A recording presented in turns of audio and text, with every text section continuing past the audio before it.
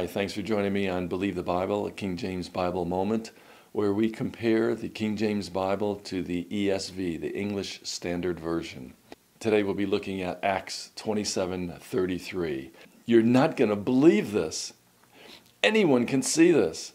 I think a third grader reading these verses can see the difference in these verses. And not only the difference, but can also see what it is teaching that the Apostle Paul is actually doing in the ESV.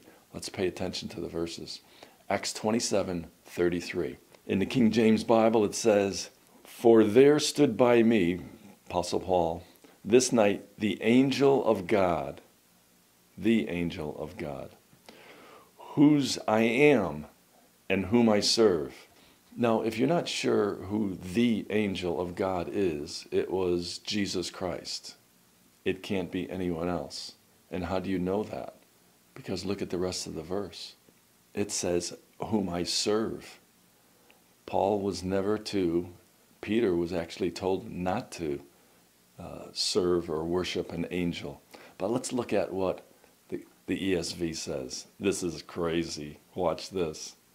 ESV, "For this very night there stood before me an angel of God, to whom I belong and whom I worship." What? Paul is worshiping an angel and belongs to an angel, not the angel, not Christ, but an angel, a created being. This blasphemy. This is talking, I don't know what to say about this. All right, you decide. Do you see it? It says the Apostle Paul worshiped an angel. The word worship isn't even in the King James Bible. It just says who I serve. Service and worship are two different things. You know, you could serve tables at a restaurant. You're not worshiping. Anyway, it's a word thing. It bothers me when people use words incorrectly. But here you have to see it.